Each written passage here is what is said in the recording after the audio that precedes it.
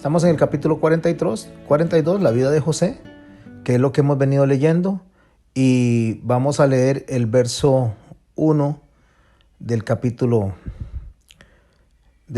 42. Dice así la palabra.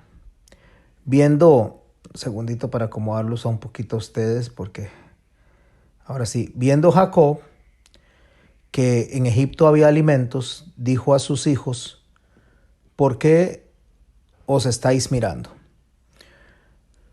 Vamos a comenzar con hacer un análisis de lo que Jacob está haciendo aquí, de lo que él está viendo. Recuerde que ya José fue llevado a Egipto, prisionero.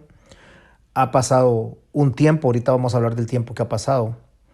Y hay una gran hambruna. Hay una gran hambruna debido a lo que Dios envía a la tierra para tratar la tierra, y ya le habían anticipado al faraón en un sueño, el cual interpretó José, bueno, en dos sueños, pero básicamente era un mismo sueño que refería a 7 años de abundancia y 7 años de escasez. Entonces, cuando ellos están en la zona de Canaán, ellos están pasando necesidades, están pasando hambre, ya han pasado 7 años de abundancia, y ahora vienen los 7 años de escasez, y ellos podían estar alrededor entre el primero y el segundo año de escasez, y ya no les estaba alcanzando los alimentos. Por eso es que inicia el verso 1 del capítulo 42 de Génesis, dice: viendo Jacob que en Egipto había alimentos. ¿Por qué? Porque ellos no tenían alimentos.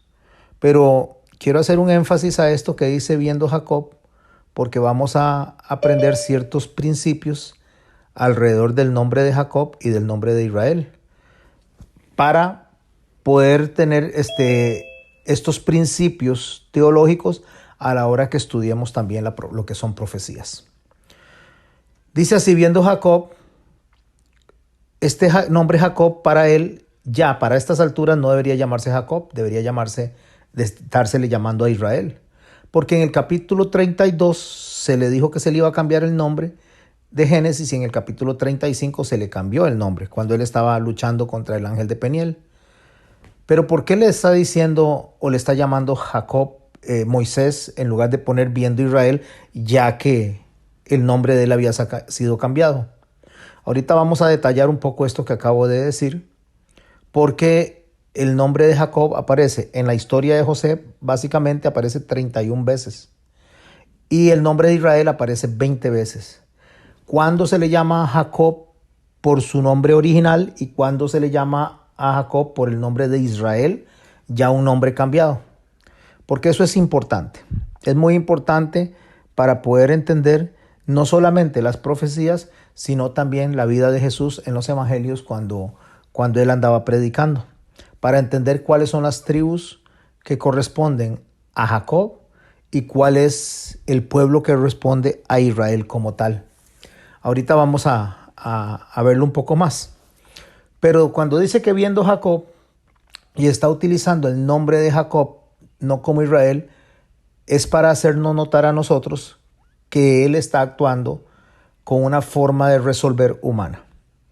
No está resolviendo como debía de resolver, como Israel, sino que está resolviendo bajo su óptica, bajo su perspectiva. Y en esa óptica que él tiene, en esa forma humana de resolver, el hombre en sus decisiones antiguas, no el hombre guiado por el Espíritu Santo. Y cualquier persona diría: no, pero es que ya aquí él estaba siendo guiado por el Espíritu Santo. Tenemos que tener claro algo. El hecho de que nosotros, el Señor nos haya rescatado, el hecho de que nosotros nos haya salvado, el hecho que nos haya redimido, y esto es importante porque Jacob representa el viejo hombre, Israel representa el nuevo hombre, pero no significa que nosotros no tengamos una conexión con el viejo hombre. Significa que aunque nosotros estemos redimidos, aunque nosotros nos haya el Señor salvado, nosotros tenemos una conexión, tenemos como una especie de cadena que nos ata a nuestro cuerpo emocional, a nuestro cuerpo que pide cosas, a nuestro cuerpo que se quiere satisfacer de estas cosas vanas mientras lucha con el espíritu. No es muy importante no determinar o hablar de cosas demoníacas, no son cosas demoníacas, es la lucha entre la carne y el espíritu.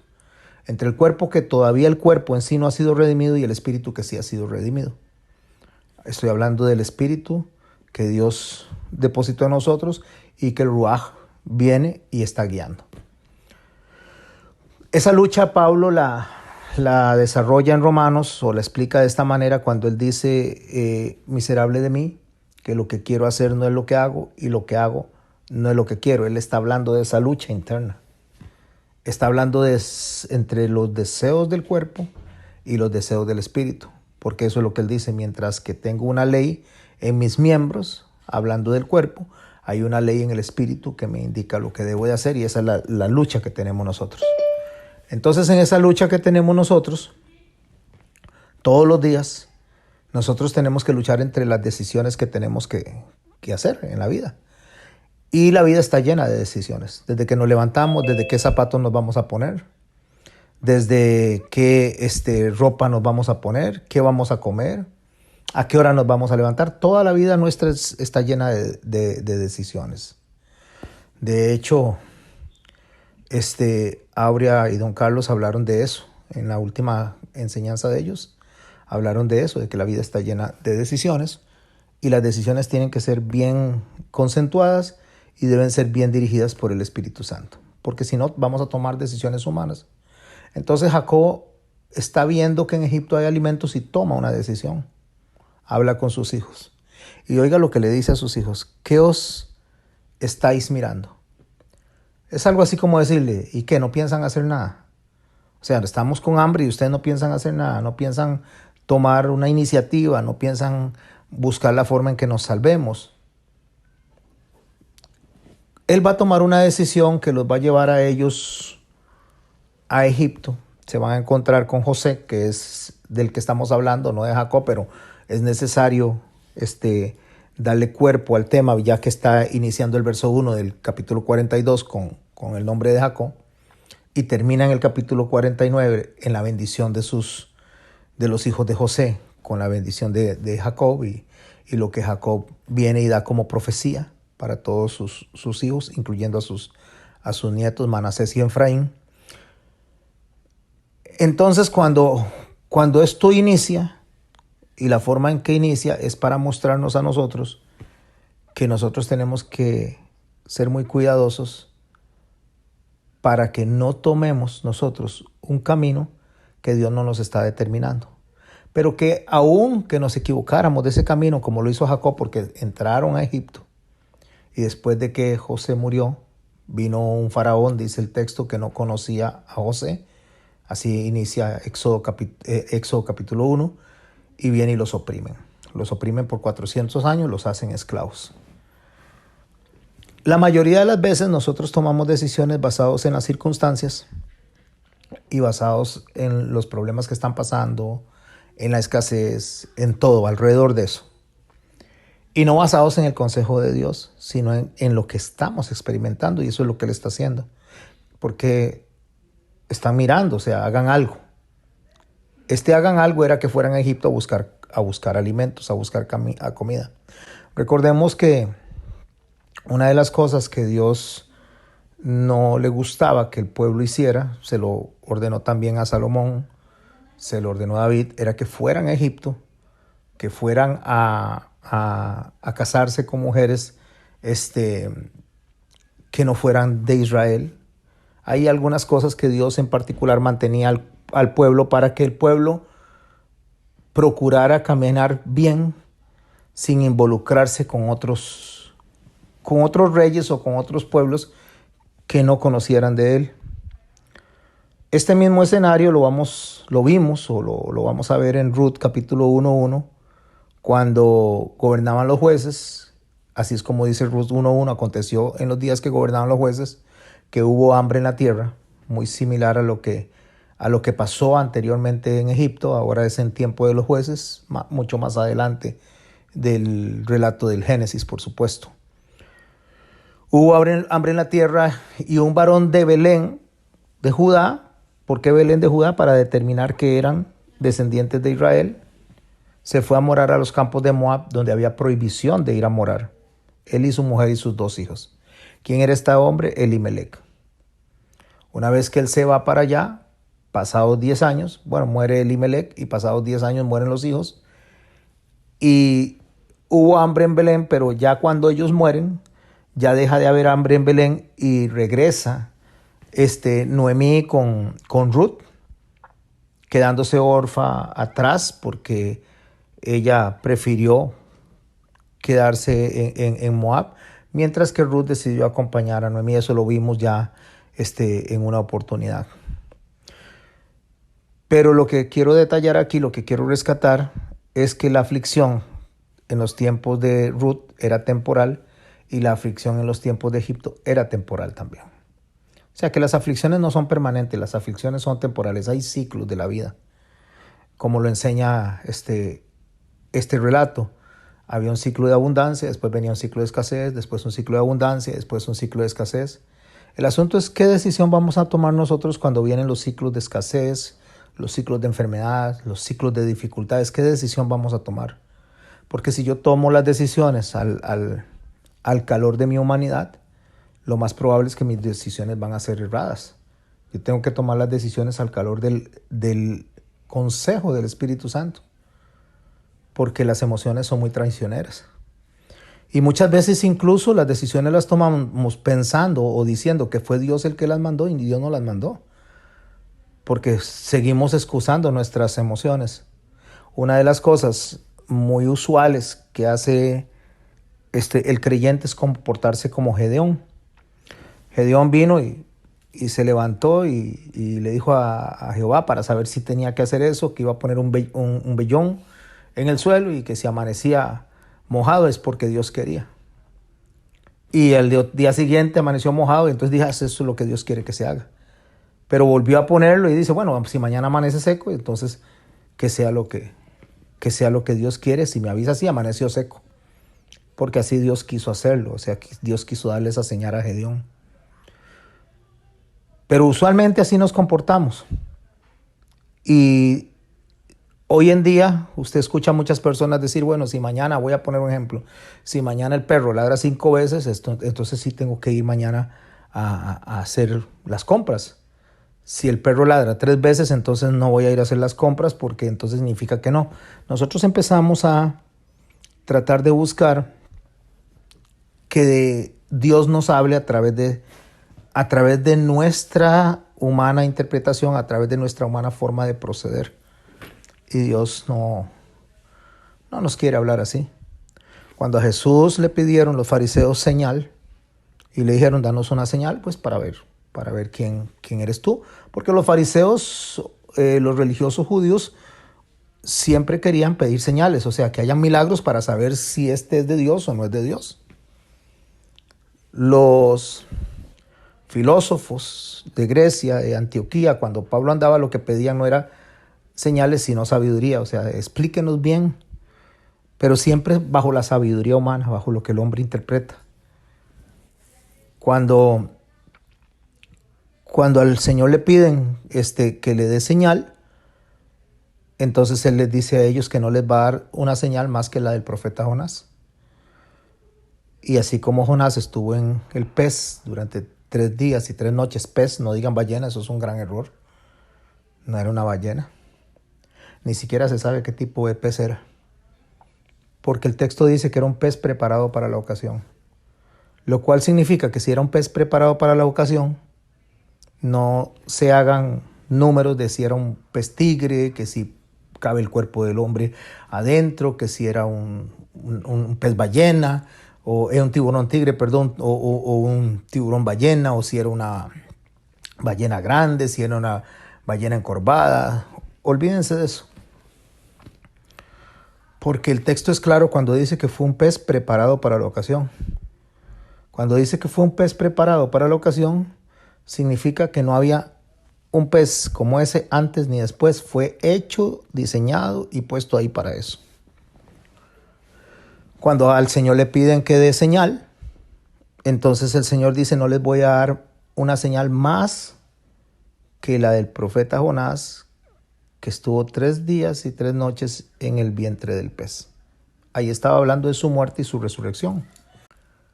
Aunque esa señal, para que se diera cumplimiento, se podía dar cumplimiento en alguien que fuera único, que no hubiera antes uno como él, ni después como uno como él. Entonces Jesús, cuando le está diciendo a estas personas que él no les va a dar más señal que esa, está hablando de sí mismo. O sea, les está diciendo básicamente, yo soy la señal.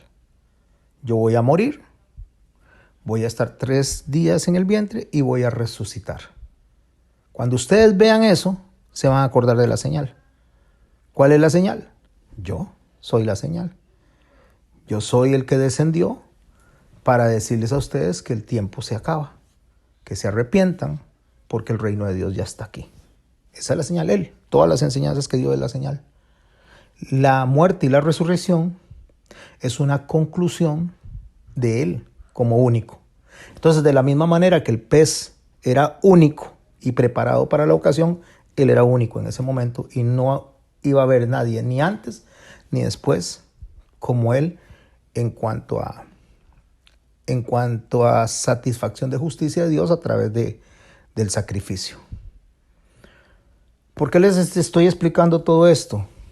Les estoy explicando por todo esto porque justamente hoy en día los seres humanos, igual que los tiempos de antes, los creyentes, igual que los tiempos de antes, buscan señal. Nosotros tenemos que aprender a confiar en la dirección del Espíritu Santo, aprender a orar y a pedir sabiduría, no señales, sabiduría. De hecho, en el libro de Santiago dice que cuando querramos sabiduría, la pidamos la sabiduría y nos será dada en abundancia. La sabiduría no es lo mismo que el conocimiento. El conocimiento es algo que se adquiere a través del intelecto. Y el intelecto en las personas es diferente entre uno y otro. Hay unos que aprenden más rápido, otros que aprenden más lento, otros que tienen una capacidad intelectual más amplia, otros más cortita.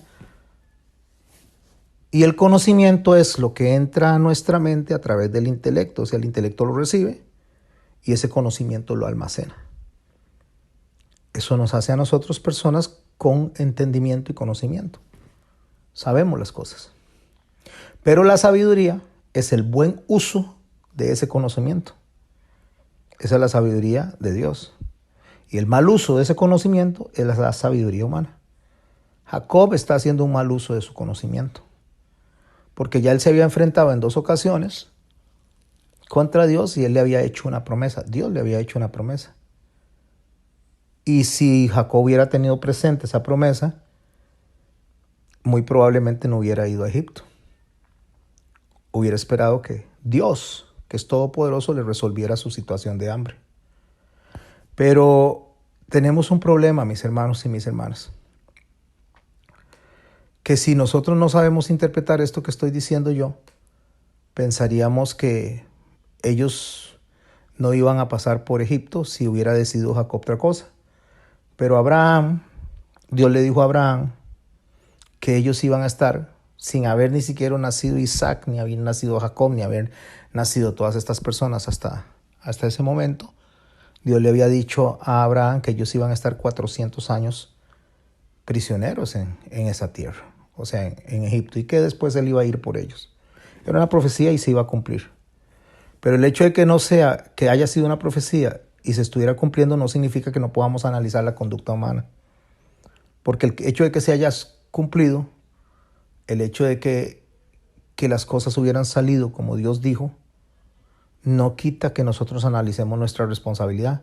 Porque Dios lo que hace es que escribe recto donde nosotros escribimos torcido.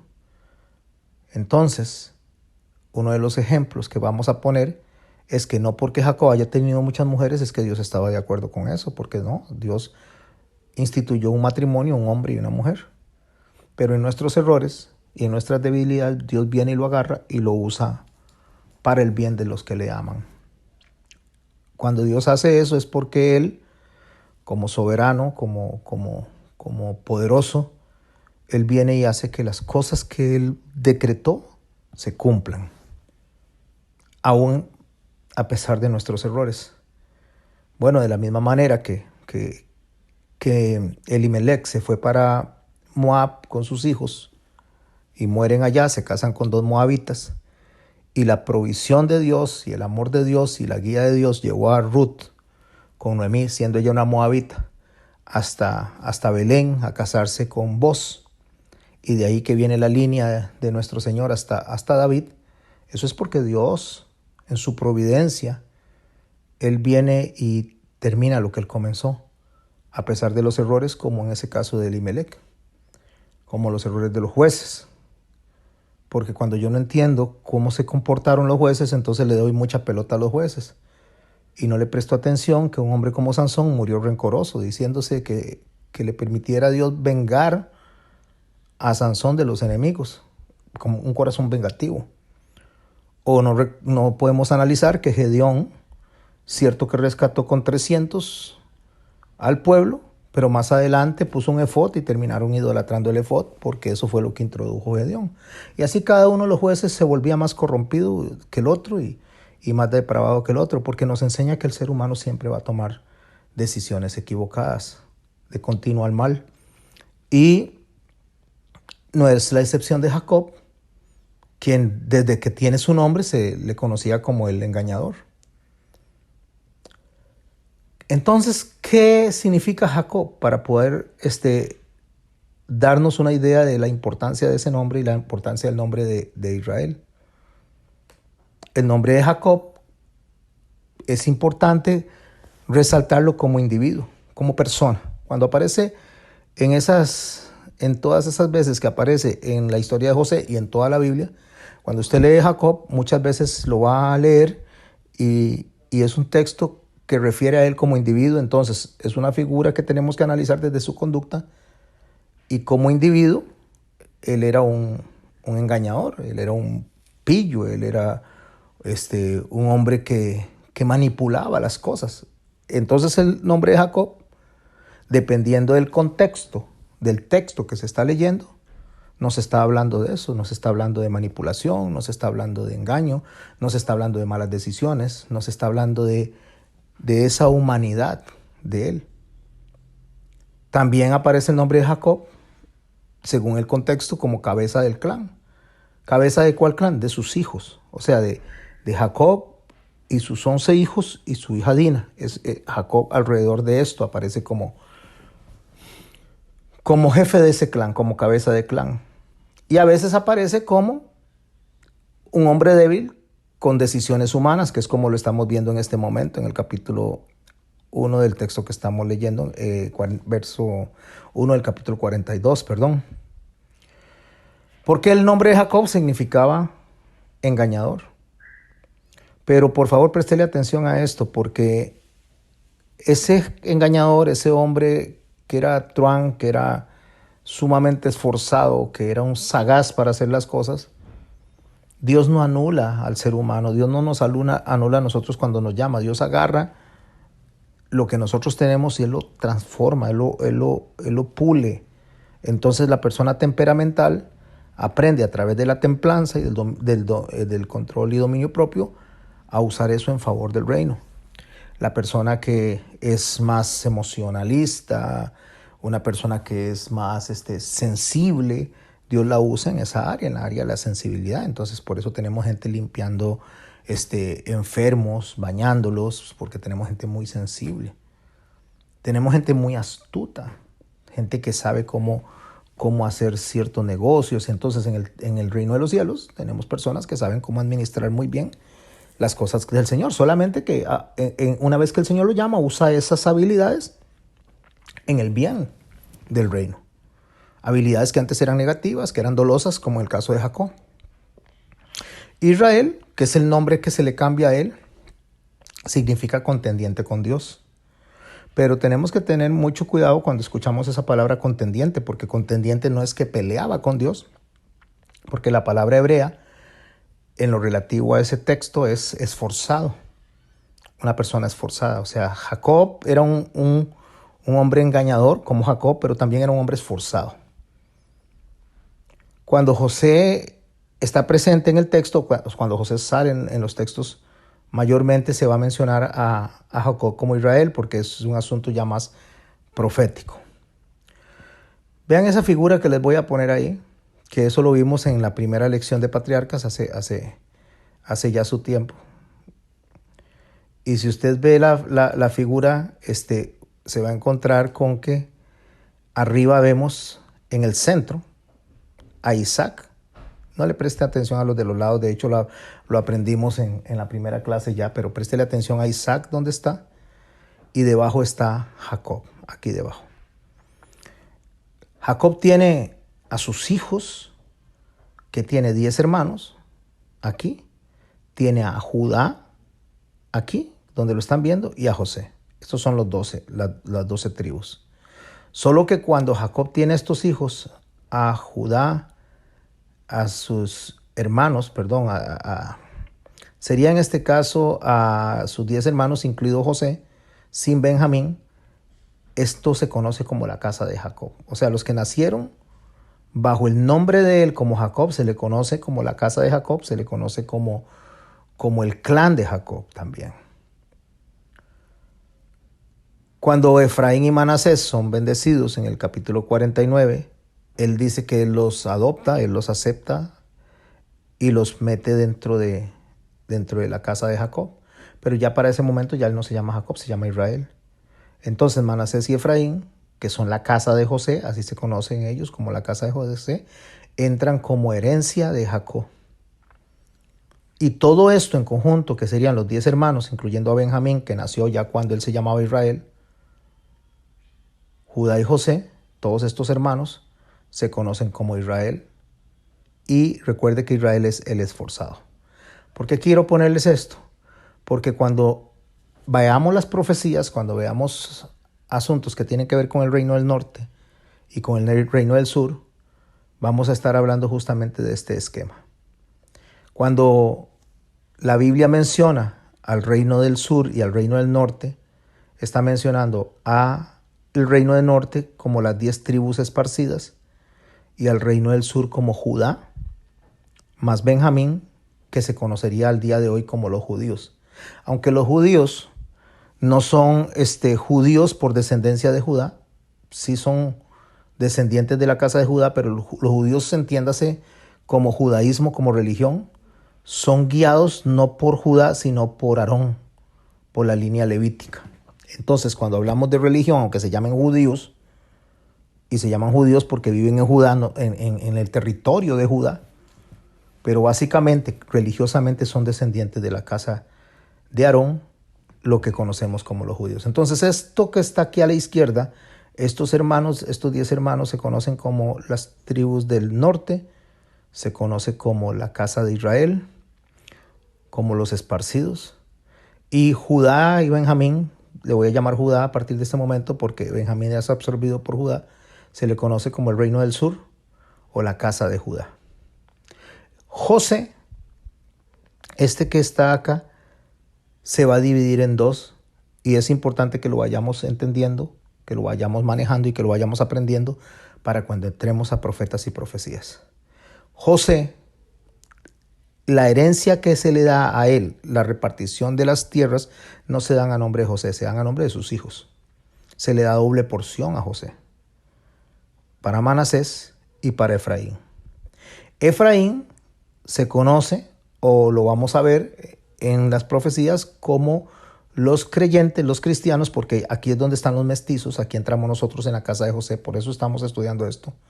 En la casa de José se conoce como los mestizos, o los Melao Goyim, lo cual significa que sería los gentiles mezclados con Israel. Entonces José, que se conoce como la casa de José, o la casa Melao Goyim, la casa gentil israelita, se divide en dos, en Efraín y en Manasés. Manasés representa a los creyentes, los cristianos obedientes, y Efraín, me devuelvo. Manasés representa a los cristianos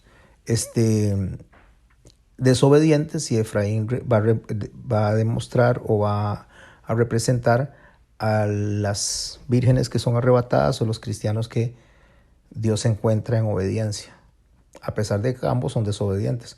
Esto se conoce como la casa de José, o hoy en día lo vamos a conocer como el cristianismo mezclado acá. Sigo con el cuadrito que estoy leyendo de Israel para que veamos lo que pasa cuando a Jacob se le cambia el nombre. ¿Y por qué se dice que contendió con Dios? Jacob forcejeó tenazmente con un ángel hasta que amaneció. El ángel de Jehová, sabemos. Y ahí fue donde él le cambia el nombre. Y le cambia el nombre a Israel, que significa contendiente de Dios. Porque había contendido con Dios. Es decir, había persistido, se había perseverado, se había esforzado. Entonces lo que el ángel le dice a él, cuando le dice, voy a cambiarte el nombre, te vas a llamar Israel, básicamente le está diciendo, bendigo tu esfuerzo, bendigo tu lucha, bendigo lo que has hecho. Pero tenemos que tener cuidado, porque aunque el texto dice que peleó con Dios y lo venció, tenemos que entender la idea realmente hebraica que está ahí. Peleó con Dios y venció. Voy a leer unos textos en cuanto al esfuerzo y después les explico esta idea del esfuerzo, esta idea de la contienda con Dios. En Isaías 40:29, préstele atención, dice, Él da esfuerzo al cansado y multiplica las fuerzas del que no tiene ningunas. ¿Quién? Dios. Dios le da esfuerzo al cansado y multiplica las fuerzas del que está desmayado o del que está ya rendido o del que está desesperanzado. Dios le vuelve a dar fuerzas. ¿Quién? Dios. En Isaías 41:10 dice, no temas porque yo estoy contigo, no desmayes porque yo soy tu Dios que te esfuerzo. Siempre te ayudaré, siempre te sustentaré con la diestra de mi justicia. O nuevamente aquí vemos que quien da el esfuerzo, quien da los ánimos, quien saca fuerzas de donde no hay, es Dios. En Deuteronomio 31:6 dice, esforzaos y cobrad ánimo. Pareciera que el esfuerzo viene de nosotros o que nosotros vamos a tener ese esfuerzo.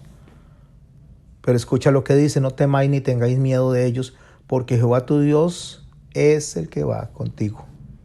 No te dejará ni te desamparará. Es importante entender que tenemos fuerzas, que nos podemos esforzar, que podemos luchar, que podemos salir adelante, pero eso sucede porque Dios opera en nosotros y nos da aliento, nos da fuerza, nos ayuda a salir adelante. ¿A través de quién? Del Espíritu Santo. Nos vamos a devolver a Jacob para entender qué era lo que estaba pasando ahí. En Génesis 32 dice, así quedó Jacob solo. Cuando él iba a toparse con su hermano, se separó de la familia, se separa de sus hijos y se queda en un vado ahí donde, un vado es un río bajo, donde va a luchar con el varón. Con el varón dice, y así se quedó solo y luchó con un varón hasta que rayaba el alba. Y cuando el varón vio que no podía con él, mucho cuidado, cuando el varón vio que no podía con él, tocó en el sitio el encaje de su muslo y se descoyuntó el muslo de Jacob mientras él luchaba. El sitio del muslo es entre la cadera y la entrepierna. Ahí toca y él queda descoyuntado, o sea, queda renco para siempre. Empieza a renquear y eso lo que nos enseña a nosotros es una figura de lo que estoy hablando desde el principio, de la naturaleza que lucha el espíritu con la carne, o sea, esa lucha que tenemos todos los días que Pablo también hacía. Él queda así descoyuntado. Pero cuando dice que el varón no podía con él, el varón es el ángel de Jehová, así que ¿quién va a vencer a Dios? Nadie puede vencer a Dios. Eso es imposible. Entonces, ¿qué es lo que está diciendo el texto? Para yo entender ese texto necesito entender un poquito de Antiguo Testamento. Aunque esto está en el Antiguo Testamento, necesito entender cuando dice que Dios no puede hacer algo. Cuando en Números capítulo 14 el pueblo está por entrar a la tierra prometida, Moisés escribe que Dios no pudo meterlos a la tierra prometida. Pero no pudo, mis hermanos, hay que saber interpretarlo. Como de la misma manera que él no podía vencer a Jacob mientras luchaba con él.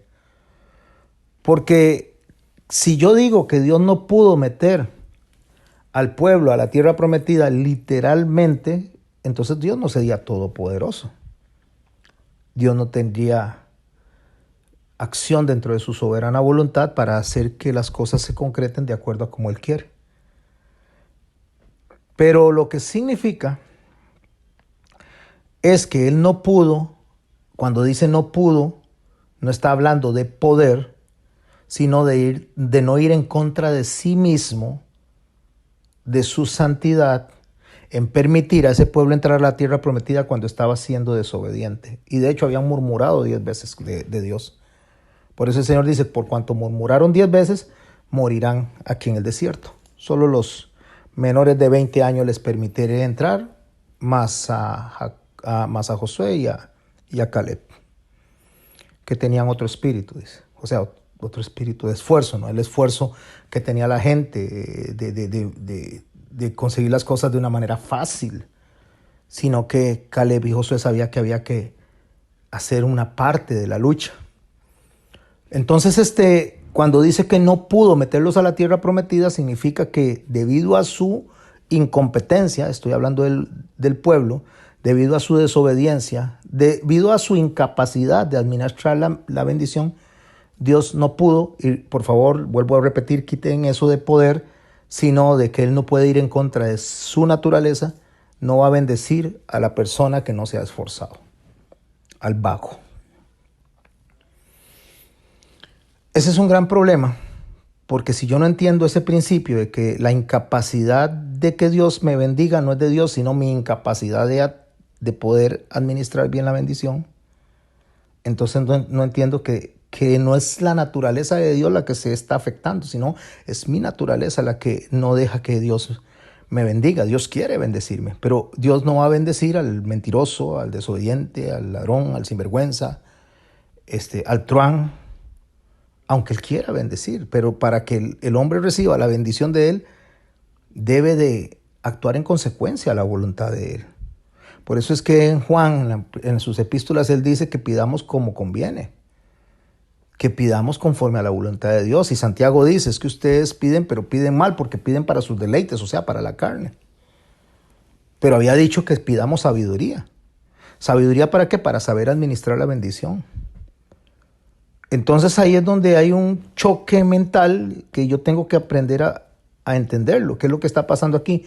Cuando el varón vio que no podía con él, hay un problema que se está dando ahí, él es testarudo. ¿Quién?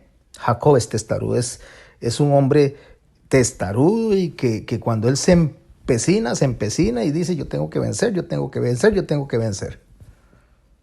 Entonces el ángel le dice a Jacob, ahí donde está luchando, dice, déjame porque raya el alba. O sea, déjeme porque ya está haciéndose de día.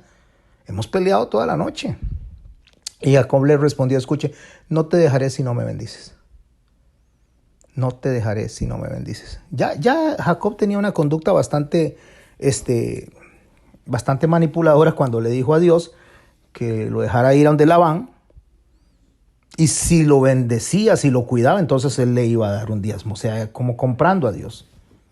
En eso estamos de acuerdo los teólogos de la mayoría de los seminarios en que el diezmo de Abraham fue un diezmo de gratitud y el diezmo de Jacob fue un diezmo de condicionamiento. Eso es como cuando una persona dice, Señor, si haces esto, yo te doy esto. Pero está condicionando a Dios. No le está dando a Dios por lo que es Él, por lo que Él significa. Entonces, es básicamente lo que está haciendo Jacob, su naturaleza manipuladora, su naturaleza engañadora, su naturaleza de poner sus deseos personales, que es lo que estamos viendo en el capítulo 42, está funcionando ahí. No te dejaré si no me bendices. Muchas personas actúan así. Yo te voy a servir si me das X cosa o me das esto. Y Dios no acepta cohecho. Dios no se vende. Entonces el varón le dijo, ¿cuál es tu nombre? Preguntémonos, ¿es que acaso el ángel de Jehová no sabía cómo se llamaba él, Jacob? Claro que sabía. Solo que quería poner en la mente de Jacob lo que le iba a pasar. Él responde, Jacob. ¿Qué le está diciendo? Soy el engañador, soy el manipulador.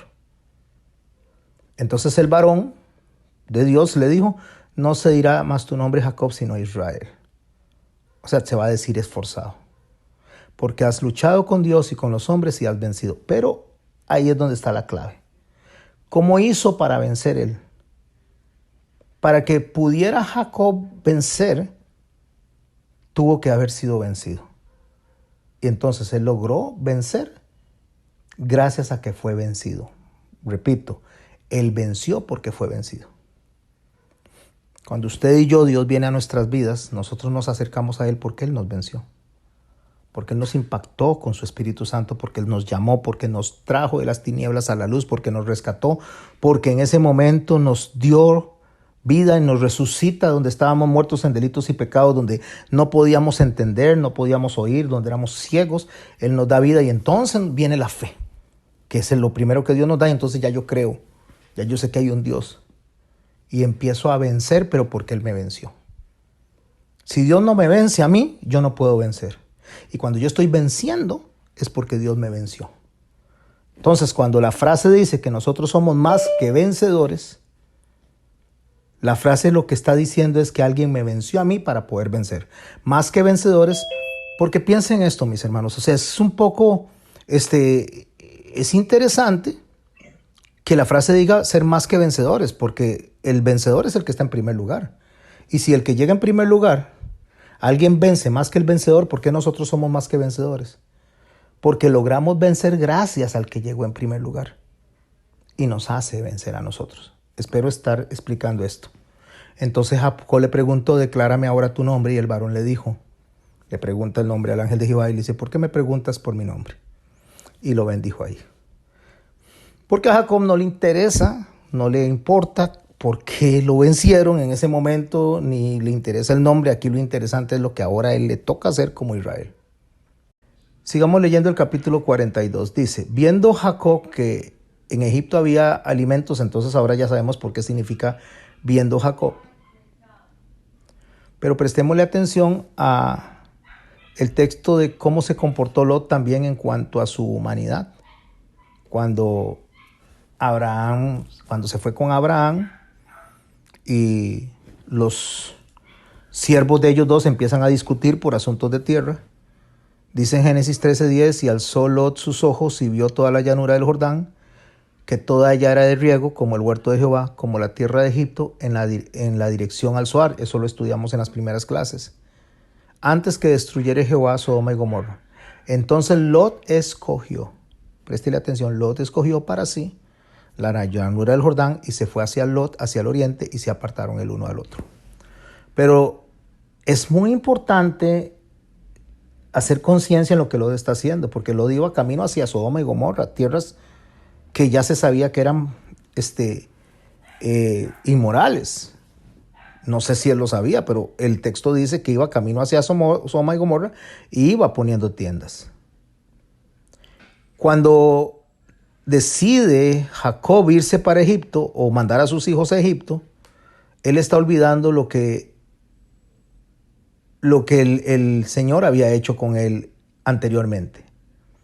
En Génesis 42, verso 2 dice así, dijo, he aquí, yo he oído que hay víveres en Egipto. Está hablando Jacob a sus hijos cuando le dice que se están viendo, o sea, que se están mirando, vayan allá.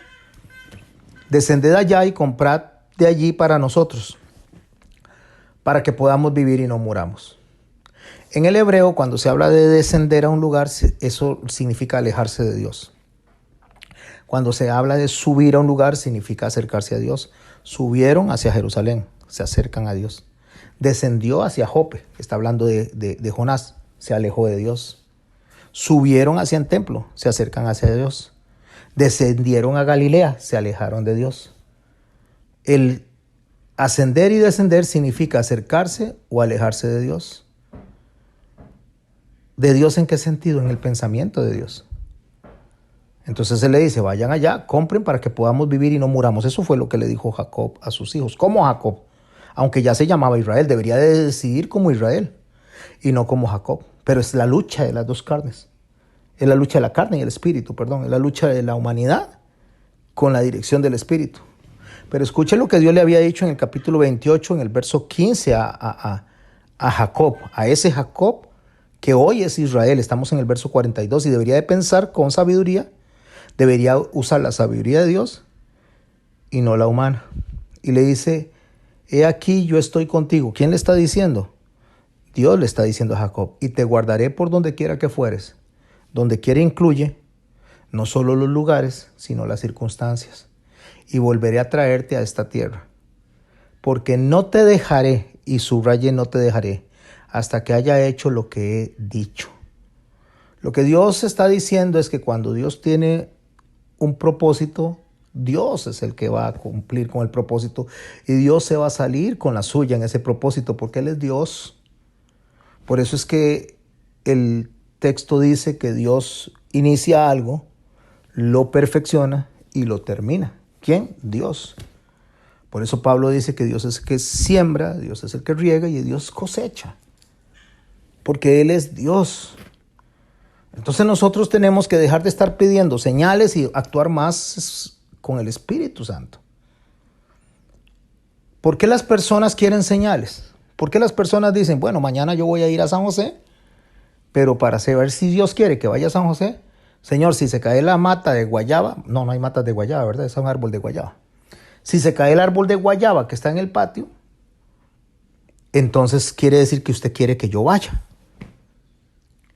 Pero si el árbol de guayaba no se cae y más bien amanecen unas guayabotas así grandototas, entonces quiere decir que usted sí quiere que vaya. ¿Qué fue lo que dijo Jesús? No les voy a dar más señales. La señal es esta, soy yo. No les voy a dar más señales. Los judíos quieren señal, dijo Pablo, y los griegos quieren sabiduría y sabiduría humana, forma de resolver humana. Mas nosotros tenemos, dice, la mente de Cristo. ¿Y cómo operaba Cristo? ¿Cómo funcionaba Cristo? Nuestro Señor Jesús llegaba y le decía al Padre, si es posible que pase de mí esta copa. O sea, decía, yo no quiero hacer eso.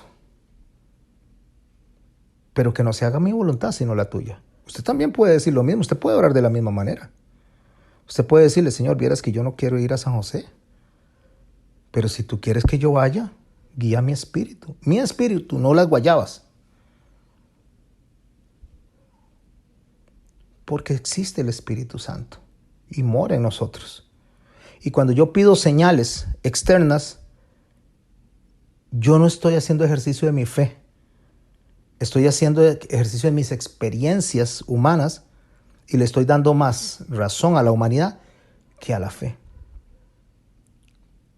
La fe me dice a mí que cuando Dios trae bendición, la bendición consigo no trae tristeza. Entonces significa que si yo me despierto y yo siento angustia, siento un dolor y siento que yo no tengo que ir, el Espíritu me está hablando y me está diciendo no vaya. No necesito que los plátanos se tornen de la noche a la mañana en plátanos maduros o al revés, de maduros a verdes. El Espíritu me habla, mora en mí. Ese poder está en mí y el Espíritu me guía. El Espíritu escudriña mis pensamientos. Entonces yo tengo que tener más fe en lo que Dios hace a través del Espíritu Santo, en lo que yo digo o quiero como muestra de fe para poder entender. Y eso es lo que le estaba pasando a Jacob. Jacob, Dios le había dicho que iba a estar con él, que lo iba a guardar y que no lo iba a dejar hasta que haya cumplido lo que le había dicho. ¿Y qué fue lo que le dijo él? Que iba a hacer de él una gran nación, que a través de Abraham, Isaac y Jacob, iniciando con Abraham, iba a bendecir la familia de la tierra. Dios sí iba a cumplir con eso. Pero él decide resolver a su manera. Él decide decirle, vayan a Egipto a traer materiales. Igual como Elimelech se fue para Moab y tuvo que regresar a Belén. Vaya a Egipto, le dice él a sus hijos. Pero ¿qué pasó con Elimelech cuando se fue a Moab? Se murió ahí y se murieron sus hijos, Kelión y Malión. Y Orfa se quedó ahí y se regresó Noemí con Ruth 10 años después. Pero tuvo que regresar a Belén. ¿Qué pasó con este pueblo? Este pueblo entraron 70 familias a Egipto y 400 años después tuvieron que volver a la tierra prometida, la tierra de Canaán, para andar perdidos otros 40 años y entrar hasta que Dios les permitió entrar, ni siquiera a ellos, sino a los descendientes de ellos de menores de 20 años. por testarudos, por no saber acatar la orden de Dios, por no saber acatar cómo debemos de conducirnos, cómo debemos hacer. ¿Qué le dijo Jesús a los discípulos cuando estaban en Getsemaní? ¿Qué fue lo que les dijo? Velen y oren. Esa fue la orden. Velen y oren para que no entren en tentación. Velen y oren. ¿Velamos y oramos nosotros? ¿Hacemos nosotros eso, lo que el Señor dice que es velar? Velar es lo que están haciendo ustedes. Preparándose, estudiando, edificándose, aprendiendo, conociendo el carácter de Dios, conociendo de la forma de Dios para orar y llegar y orar de la manera correcta. Escuche cómo oramos nosotros usualmente, humanamente. Estamos alrededor de Jacob. Humanamente nosotros llegamos, Señor, por favor, te rogamos que nos bendigas acá, que nos bendigas allá. Te rogamos que saques a fulano de aquí, que saques a fulano de allá. Te rogamos para que repares esto y repares aquello. Te rogamos que sanes esto y sanes aquello. O sea, llegamos con una cartilla de información de lo que Dios ya sabe y que si no lo ha reparado y no lo ha sanado es porque Él no le ha placido. Si Él hubiera querido, no necesita que oremos para pedir eso, porque no pedimos como conviene, porque deberíamos de pedir sabiduría de primero, antes de hacer peticiones. Ahora, claro, el carácter de Dios, que es bueno, Él dice que padre al que su hijo le pide pan no le va a dar una serpiente. Pues Dios es así, nosotros le pedimos y Él nos da. Pero esa no es la oración que el Señor quiere. La oración que el Señor quiere la definió bien clara, bien clara. Padre nuestro que estás en los cielos. Primero, reconocer quién es Él y quién soy yo. Él es el Padre y yo soy el Hijo. Padre nuestro que está en los cielos, santificado sea tu nombre. Empecemos a exaltarlo, a adorarlo. Santificado sea tu nombre. Venga a nosotros tu reino. ¿Qué le estoy diciendo? Señor, yo quiero hacer tu voluntad. Yo quiero obedecerte a ti en la tierra como se obedece en los cielos. Y hasta que ya hemos dicho eso, le decimos, danos el pan nuestro de cada día. Pero escuche, mi hermano, usted no dice, danos el pan nuestro de un año, danos el pan nuestro de 10 años. Danos el pan nuestro de cada día. O sea, pida lo que necesita hoy. Viva de independencia de Dios.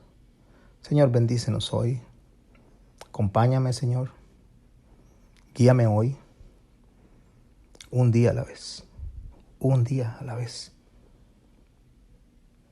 Si un drogadicto supiera manejar esta información que ustedes están obteniendo, se levantaría en la mañana y dice, hoy no me voy a drogar. Hoy. Porque cuando él dice, no voy a volverme a drogar, para él es una lucha. Dice, esto es imposible. Hoy no me voy a drogar. Hoy. Llegó la noche, se acostó a dormir y dice, lo logré. Hoy no me voy a drogar. Otra vez. Y así, un día, otro día, y cuando se dio cuenta no se volvió a drogar. Les voy a poner un ejemplo, mis hermanitos y mis hermanitas. Cuando hablamos nosotros con otras personas, ¿cuál es nuestra conversación? Analicen las conversaciones que ustedes tienen. Solo piensen en una conversación donde no hablen de otra persona o no hablemos de otra persona. Que no saquemos a colación a otra persona. Es que viera lo que hizo. ¿Te diste cuenta lo que hizo fulanita? ¡Qué barbaridad! Y ya el otro dice, no, es que yo se lo dije. Y empieza esa conversación alrededor de la otra persona, más de una conversación de bendición. Y yo le puedo decir a ustedes que casi todos los días, de los 365 días del año, nuestras conversaciones hablan de alguien más. A veces pensando que estamos bendiciendo y a veces pensamos o solo estamos criticando y murmurando. Pero qué difícil es esto. Porque Santiago dice que con la lengua que adoramos a Dios, maldecimos a nuestro hermano. Maldecir no es echarle una brujería y sacazonapa. No, maldecir es hablar mal. O sea, solamente no hablar bien de la persona. Ya eso es maldecir. Simplemente la persona no está presente y ya empezamos a hablar de cómo eran los zapatos, cómo le quedaban los zapatos, que llegó con la ropa arrugada. Solo estoy inventando. Que no lavó el carro. Que no se bañó, olía feo. Que ya casi ni pelo tiene ese pastor, todo el pelo se le ha caído. Entonces empezamos a hablar de la otra persona, pero no de manera positiva, sino de manera negativa, y eso es maldecir. Y eso entra dentro de la murmuración. Y usted sabía que los murmuradores van al infierno. Pero ¿cómo hacemos? Dice Santiago que la lengua es algo tan difícil de dominar como cuesta. Es como el drogadicto. Pero si usted se para y dice, no vuelvo a murmurar, no vuelvo a hablar de otra persona, ahora voy a hablar palabras de bendición, no lo vuelvo a hacer, al día siguiente está haciendo lo mismo. Entonces yo les voy a poner un reto. ¿Qué les parece? Y me voy a poner un reto. Nos levantamos en la mañana y vamos a decir, hoy no voy a hablar de nadie. Hoy voy a usar palabras de bendición. Voy a hablar en positivo. Hoy. Y cuando llegue la noche y se acuesta, examínese si lo logró o no lo logró. Y así va, paso a paso, paso a paso. Pero no pensemos que un rayo va a salir del cielo y nos va a agarrar y nos va a achicharrar el cerebro para podernos guiar. No es así. Nosotros ya tenemos la palabra certera, tenemos la palabra que nos guía, tenemos la palabra que dice que el Espíritu Santo nos guía a nosotros. Jacob tenía la palabra de Dios. Yo estoy contigo. Te guardaré donde quiera que fueres. Te volveré a traer a esta tierra. No te dejaré hasta que te haya hecho lo que te he dicho. Ah, no, pero ¿qué es lo que le dice Jacob a los hijos? He aquí, yo he oído que hay víveres en Egipto, descended allá, comprad de allí para nosotros, para que podamos vivir y no muramos. ¿En quién estaba confiando Jacob? En Jacob. Pero ya se llamaba Israel, pues estaba confiando en Jacob. No estaba confiando en Dios, estaba confiando Jacob en Jacob. De hecho, busque ahí donde dice, y Jacob oró para pedirle consejo a Dios. No dice en ninguna parte, él dice, vayan a Egipto. Y dice el verso 3, y descendieron los 10 hermanos de José a comprar trigo en Egipto. Los 10 hermanos representan justamente esas 10 tribus que les mencioné primero, que representan al reino del norte, a futuro, pero representan al reino del norte. Se va el reino del norte a Egipto, o sea, va a buscar soluciones humanas en lugares humanos. Entonces es donde nosotros vemos que nosotros actuamos humanamente a las necesidades que tenemos. Entonces, imaginemos que un vecino nos está hostigando, nos molesta. ¿Cuál es la parte humana? ¿Cómo reacciona el humano?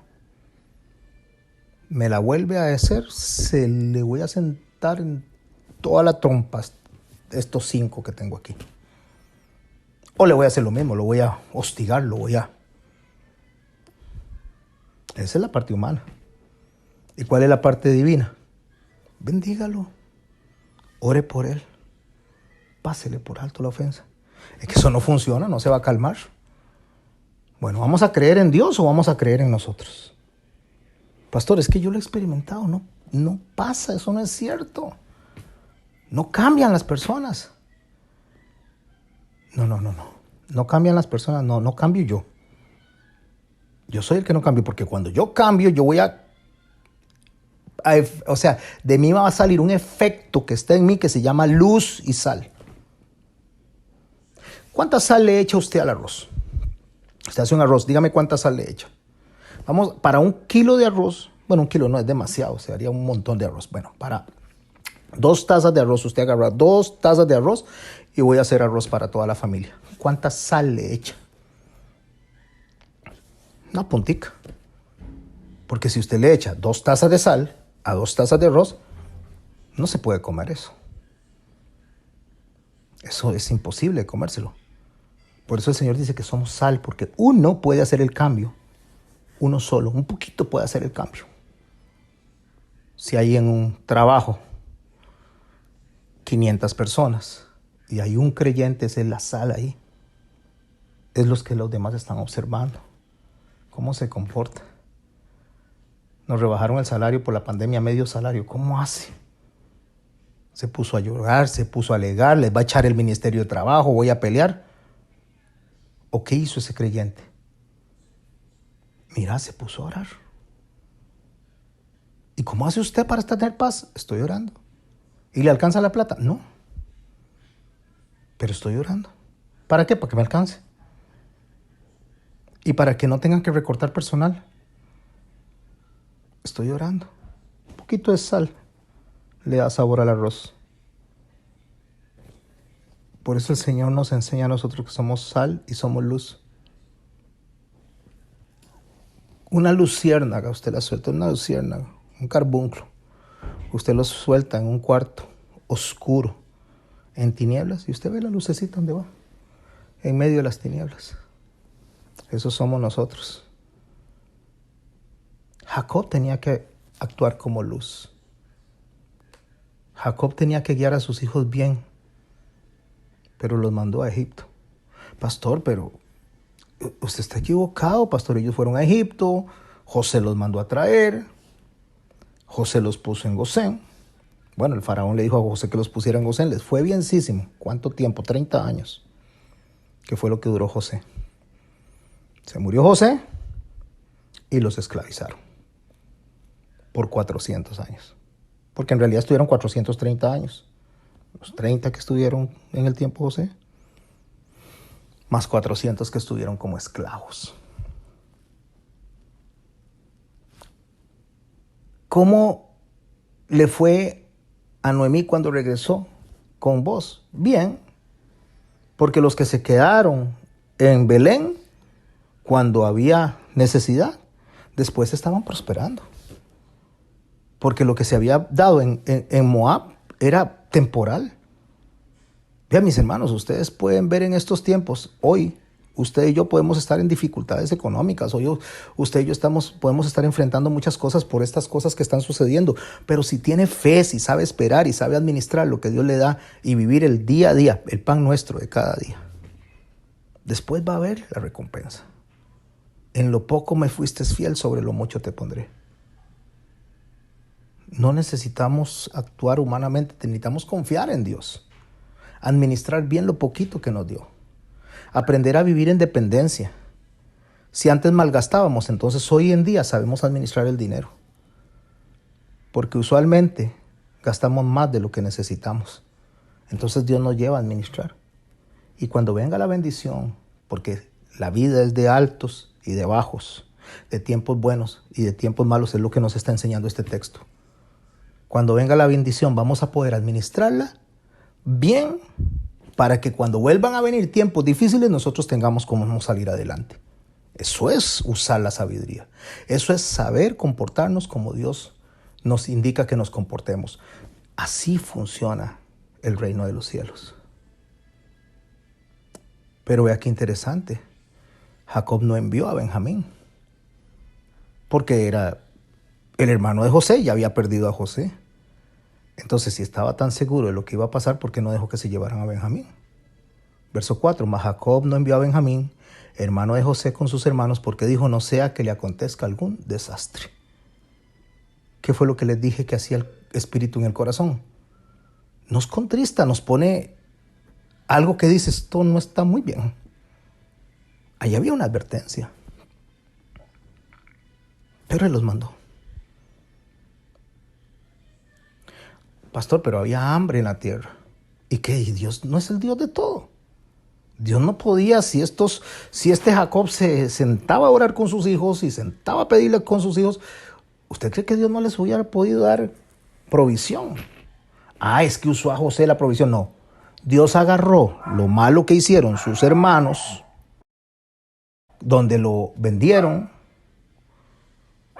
y lo agarró para bien a los que aman a Dios. A eso me refiero.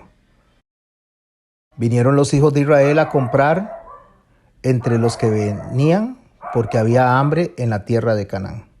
Vinieron los hijos de Israel a comprar entre los que venían. ¿Quiénes venían? De otras naciones.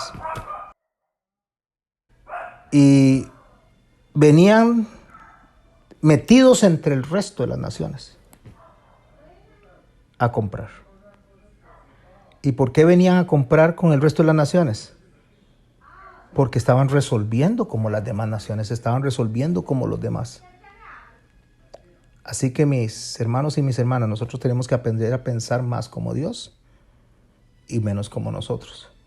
O voy a traducirlo, hay que pensar más como Jacob, más como Israel y menos como Jacob. Pero aunque él en el capítulo 42 ya tiene por nombre Israel, él se comporta como Jacob. De los que están aquí conmigo hoy escuchándome la enseñanza, ¿quiénes son hijos de Dios? No me diga, yo sé que todos los que están acá. Solo estoy haciendo una pregunta retórica. ¿Quiénes son hijos de Dios? ¿Quiénes creen que Dios es poderoso? ¿Quiénes creen que Dios tiene el control de absolutamente de todo? ¿Quiénes creen que Dios es soberano? Estoy haciendo todas estas preguntas. La respuesta de ustedes es sí. Yo creo. Dios es poderoso. Sí, yo creo. Dios es soberano. Sí, yo creo. Dios es el Señor. Dios no pierde el control. Entonces, si creemos eso, si todos nosotros creemos eso, ¿por qué entonces nos angustiamos? El pastor, cualquiera se angustia. Están diciendo que viene otra pandemia, que viene otra ola, que viene el Delta y que viene el American, bueno, no son aviones, que viene el Delta, que viene otra cosa, ya ni los nombres sé, porque la verdad es que eso es un poco cansado estarlo escuchando. ¿Cuánto tenemos de estar en pandemia, mis hermanos? Casi 2 años. Casi 2 años. Yo me enfermé de COVID. Mi esposa se enfermó de COVID. Muchos de ustedes se han enfermado de COVID. Shane y Johnny y otros más. Aurora. Y aquí estamos. No, eso es fatal. Y el que le da tiene un alto porcentaje de probabilidad de morirse. Aquí estamos. Nosotros vamos a vivir hasta cuando Dios quiere y vamos a morir cuando Dios quiere. Aquí estamos. Tenemos que ser responsables. Lo que quiero rescatar, mis hermanos, es que aquí estamos casi 2 años después. Imagino que ha comido, porque si no estaría como el pingüino de Madagascar, gorditos y cachetoncitos, gorditos y bonitos, creo, algo así es que decía. Porque aquí no veo, bueno, no los veo por la pantalla, pero cuando me los topo en persona, no los veo como la gente que está muriendo de hambre con las costillas expuestas. Los veo bien, casi 2 años después. Entonces, este Dios que nos ha protegido durante 2 años no nos puede proteger otros 2 años, o otros 20 años.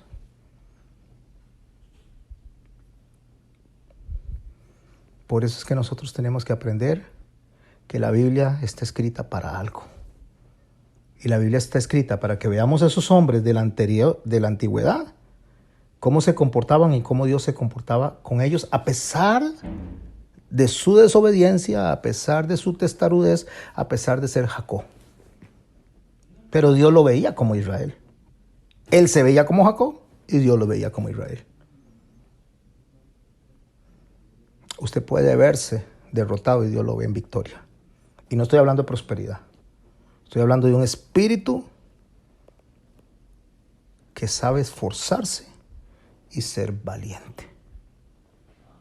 Pero ese espíritu que se esfuerza y es valiente es porque usted logra reconocer, usted logra saber que el Espíritu de Dios mora en usted y ese poder operó en Cristo para resucitarlo de los muertos y opera en nosotros para salvación. ¿Salvación de qué? Salvación desde el momento en que Dios me resucita de los muertos, me saca de donde estoy muerto en delitos y pecados, me lleva por un proceso de santificación y me ayuda a salir adelante y después me glorifica. Eso mora en nosotros. Y si eso está en nosotros, ¿quién contra nosotros? ¿Quién puede contra nosotros? Nosotros queremos señales. Eso es lo que queremos. Si no hay un plato grande de arroz con pollo en la mesa, entonces nosotros no nos sentimos conformes. Pero no logramos ver tal vez que sí hay arroz en la refri. Ay, pero es que no tengo fresco para acompañar el arroz, pero hay agua. Otros no tienen agua. ¿Usted sabía que se mueren más o menos unos 20 millones de personas por año, si no es que más, por sed? Pero si no tenemos el agua con azúcar y con otra cosa, entonces eso no es una bendición. Cuando el agua solita ya es una bendición. Ah, no, hoy no hay carne, hoy solo hay arroz. ¿Cuántas personas mueren de hambre porque ni arroz tienen? Pero nos lo vemos como una bendición si no tiene un pedazo de carne. Cuando Dios quiere dar, nos va a dar. Nos va a bendecir, pero debemos de administrar primero lo poquito para que Dios nos bendiga en lo mucho. Porque el Señor dice que si me eres fiel en lo poco, en lo mucho te pondré. Administrar bien. ¿Y cómo yo administro bien algo que Dios me da? ¿Sabe cómo lo administro? Cuando usted se siente y dice, Señor, gracias por este arroz. Y gracias por este vasito de agua, Señor. Gracias, gracias por esto. Se metieron un poquillo de agua en la canoa. Ay, Dios, se me mojó la pared. Cayeron unas gotillas ahí, pero gracias por mi casa, porque no estoy a la intemperie. Voy a reparar eso. Voy a esforzarme y voy a reparar eso. Voy a arreglar la canoa, pero gracias porque tengo donde dormir. Ay, qué pereza, se me dañó el carro y ahora cómo voy a ir a la congregación, cómo voy a ir a la iglesia. Señor, gracias por mis pies, gracias porque me puedo desplazar y gracias por los 500 colones del pasaje, porque puedo ir. Otros desean ir y no pueden despegarse de una máquina que los mantiene vivos. Amados hermanos y amadas hermanas, la Biblia está diseñada y hecha para que usted y yo aprendamos de fe. Y cuando estoy hablando de aprender de fe, no estoy hablando de autoconfianza, de creer en lo que nosotros consideramos es la respuesta, sino de creer en cuál es la respuesta de Dios. Y Dios siempre tiene respuesta. Siempre. El silencio también es una respuesta. Y cuando Dios está en silencio es porque está trabajando, dice el canto. Pero cuando Dios está en silencio es para que usted y yo aprendamos a administrar la oración, porque lo que nos mandó es a orar y a velar. Jacob envía a Benjamín. Envía a ellos y no envía a Benjamín. Y resulta que José, dice el verso 6, era el Señor de la tierra. ¿Quién era José? El Señor de la tierra. Usted sabe qué es lo que es el Señor de la tierra, el más alto rango. Después de él solo Faraón podía decir o mandar. Era quien le vendía a todo el pueblo de la tierra. Y estoy hablándole de la tierra conocida del planeta hasta ese momento. Y llegaron los hermanos de José y se inclinaron a él, rostro a tierra. ¿Usted se acuerda por qué fue que estos hermanos se enojaron con él, sintieron envidia y lo vendieron? ¿Se acuerda lo que él les había dicho? Leamos. Capítulo 37, verso 6. Y él les dijo, oíd ahora este sueño que he soñado. He aquí que atábamos manojos en medio del campo, y he aquí que mi manojo se levantaba y estaba derecho, y que vuestros manojos estaban alrededor y se inclinaban al mío. Y le respondieron sus hermanos, ¿reinarás tú sobre nosotros? ¿O señorearás sobre nosotros? Y le aborrecieron aún más a causa de los sueños y de sus palabras. Me devuelvo al verso 6 del capítulo 42. Y José era el Señor de la tierra, quien le vendía a todo el pueblo de la tierra. Y llegaron los hermanos de José y se inclinaron rostro a tierra. ¿Qué hubiera cambiado si estos hermanos hubieran actuado diferente? No me diga que hay la soberanía de Dios, José tenía que ir, había que salvarlos, todo eso ya lo sé, todo eso yo lo sé. Pero hablemos en el espíritu. ¿Qué hubiera cambiado si ellos, en vez de aborrecerlo, hubieran dicho, a mi hermano, mira, qué sueño tan interesante, voy a orar para que Dios me dé entendimiento y discernimiento? Y si es que Dios te va a poner en una posición de importancia, cuente con nosotros. Porque si Dios lo escogió, Dios es sabio y nosotros no. Si Dios lo puso en esa posición, Dios es sabio y nosotros no. ¿Sabe cómo hacemos los creyentes? Salió un señor allá y lo pusieron de presidente de Costa Rica. Y entonces los creyentes quieren hacer una huelga. Quieren humanamente bajar de ahí a ese señor o subir a uno que se supone que es parte de nosotros. Y eso es sabiduría humana. Y si Él está ahí, nosotros debemos decir, Señor, tú sabes por qué Él está ahí. No puedo entenderlo, no puedo conocer. Las circunstancias me dicen algo diferente. Allá en Bruna hay 7 años de escasez, no lo entiendo. Pero tú tienes el control. Ayúdame, Señor, a tener el pan nuestro de cada día. Te ruego, Señor, poder comer hoy. Y cuando sea la noche y haya comido, decirle gracias por la comida.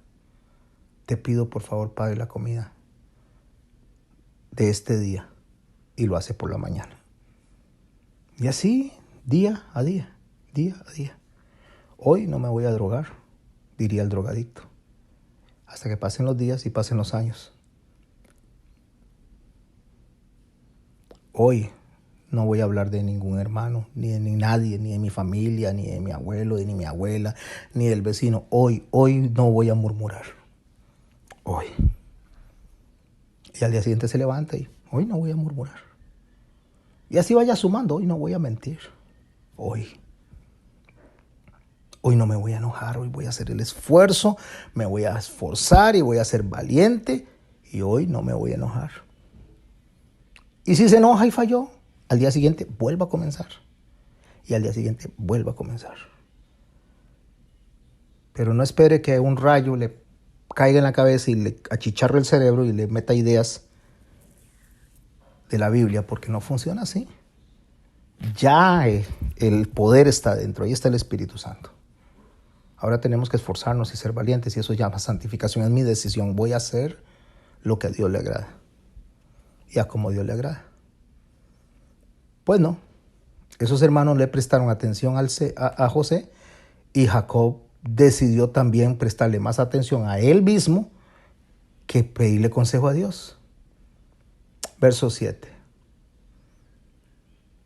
Y José, cuando vio a sus hermanos, los conoció. Claro que los conoció. Si lucían igual como pastores. Pero escucha el tiempo que había pasado. En Génesis 37:2, José tenía 17 años. En Génesis 41:46, José tiene 30 años. En Génesis 41:53 empiezan los 7 años de abundancia. E iniciando la hambruna, allá en Génesis 41:54, es que toman la decisión de ir a buscar alimento. O sea, habían pasado entre 20 y 23 años. Él los conoció, no habían cambiado. Pero dice el texto, hizo como que no los conocía. Y les habló ásperamente, grosero. ¿Por qué hizo eso? Cuando avancemos, vamos a ver que tampoco vamos a agarrar a José y lo vamos a poner como si fuera Jesús, porque no era Jesús, era José. Jesús es uno nada más. Él es único, no hay uno antes que él ni después que él. Todos los demás pueden ser figuras que nos enseñan a nosotros, pero son seres humanos que se equivocan. Y él habló ásperamente porque había algo en el corazón de él que tenía que ser tratado. Y después vamos a ver cómo se desarrolla esta historia para que esto que acabo de decir tenga sentido.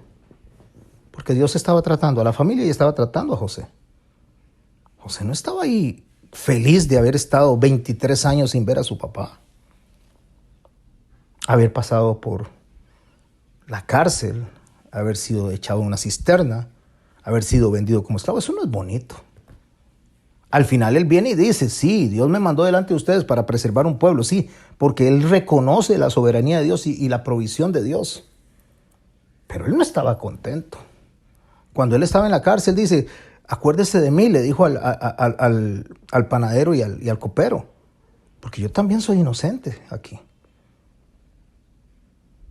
Nosotros también tenemos que aprender a reconocer que, si bien es cierto que somos creyentes, que somos cristianos, que amamos a Dios y que hacemos lo correcto, tenemos que reconocer delante de Dios y decir, sí, Señor, esto me afecta. Esto me está afectando, esto me molesta, esto me enoja. No hacer o tratar de presentar que somos seditas y que no nos equivocamos cuando realmente somos seres humanos que luchamos contra nuestra naturaleza. Sí, Señor, eso que está diciendo el pastor es cierto. Ay, cómo me cuesta, Señor, pero me cuesta, ayúdeme. ¿Y sabe qué va a hacer el Señor? Nos va a ayudar. Cuando el Señor le dijo a aquel hombre que le estaba pidiendo que le sanara a su hijo, el Señor se volteó a él y le dice, ¿crees? Y él le dijo, ayúdame a creer. Y después el otro hombre se volteó donde el Señor y le dice, ¿quieres sanarlo? Él sabía que Jesús podía sanarlo, pero la pregunta es, ¿quieres sanarlo? Porque aquí no se trata si Dios puede o no puede, si Dios quiere. Por eso Santiago también dice, ustedes que dicen, allá iré y mañana iré para allá, ¿por qué no preguntas si Dios quiere? Es lo que tenemos que hacer, preguntar si Dios quiere. Señor, ¿tú quieres eso? Aprender a orar, mis hermanos. Nosotros oramos, y con todo respeto a todos los que oramos, pero hay que aprender a orar. Es más, los discípulos le dijeron al Señor, enséñanos a orar. Eran discípulos, eran judíos, eran personas que oraban, pero enséñanos a orar. Nosotros oramos dándole a Dios una lista de cosas como si Dios no supiera. O sea, nosotros nos volvemos como el noticiero de Dios. Señor, mire, nosotros estamos enterados que está pasando esto, está pasando esto, está pasando aquello, está pasando aquello, y venimos a decírtelo por aquello de que no te hayas enterado. Así oramos nosotros. Nosotros oramos muchas veces predicándole a Dios. ¿Por qué, Señor? Que es que no fue Él el que escribió la Biblia. Nosotros oramos muchas veces predicándole a los de nuestro alrededor. El Señor dijo, enséñanos, le dijeron los discípulos, enséñanos a orar. Vosotros, dice, cuando oréis, así decid, Padre nuestro que estás en los cielos, santificado sea tu nombre, venga a nosotros tu reino, hágase tu voluntad y no la nuestra. Danos el pan nuestro de cada día y perdona nuestras ofensas como perdonamos a nuestros ofensores. Pregúntese ahí, en esa oración que el Señor está haciendo, si hay una descripción donde el Señor se sienta a orar y dice, Padre nuestro, tú sabes que ahí está Herodes, Señor, necesitamos que Herodes sea quitado de ahí, ojalá que pongas a Pedro. Pedro sería un buen candidato, Señor, para el trono, porque eso favorecería a la iglesia que está recién naciendo. Por si no te has enterado, Señor, ahí está Pilato, necesitamos que nos des fuerza como discípulos y al pueblo para levantarnos. No, esa no era la oración. Así se ora hoy en día, en el 2021. Esa no era la oración. Padre nuestro que estás en los cielos, santificado sea tu nombre. Primero se exalta a Dios.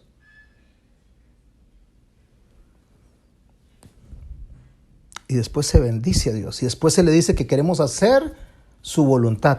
Dios se exalta en la oración y después, como para que no nos quedemos ahí como medio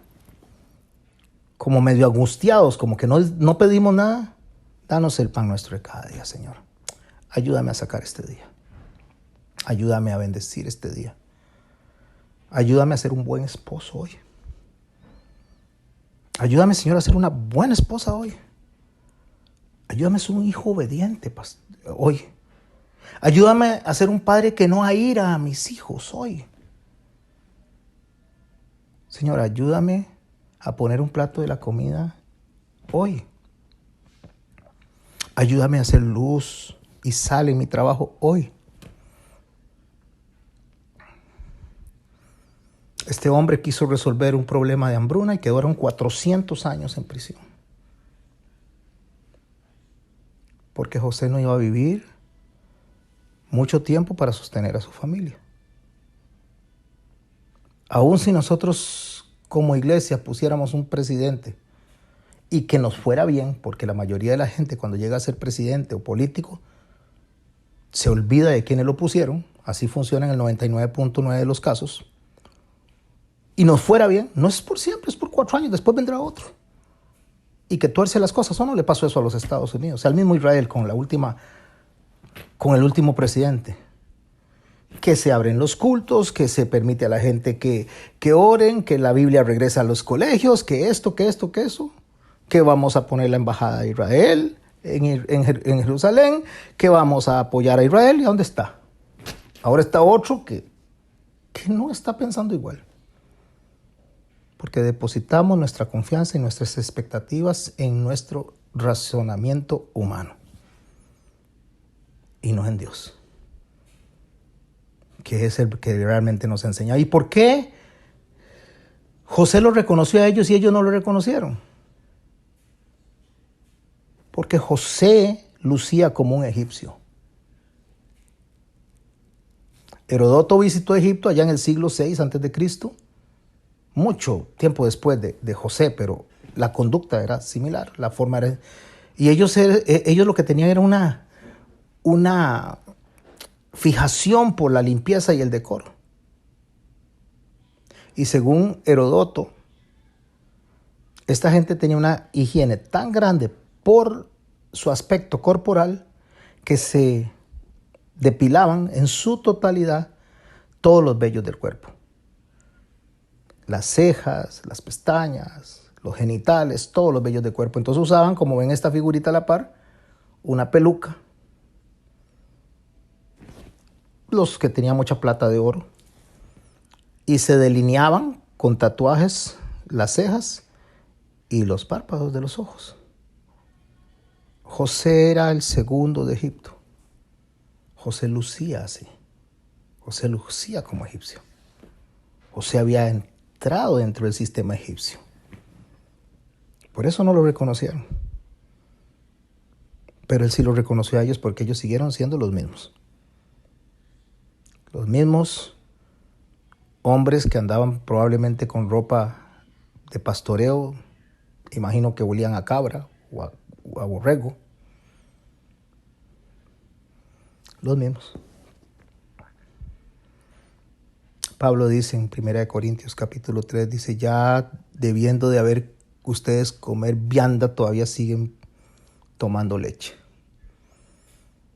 Y les tengo que dar lechita como cristianos carnales porque no eran capaces ni son capaces todavía de tomar vianda. Porque nosotros tenemos que tener un cambio diario en nuestra mente y es acercarnos, subir a Jerusalén, no bajar, subir. Cuando digo a Jerusalén me refiero a subir a Dios y no bajar. ¿Cómo resolvemos nosotros? Nosotros resolvemos mal, mis hermanos. Resolvemos mal. Si nos cae una persona, entonces nos concentramos y nos enfocamos en esa persona y cada vez nos va a caer más mal y cada vez más mal y cada vez más mal. Pero si dijéramos, hoy no voy a hablar de esa persona, la voy a bendecir.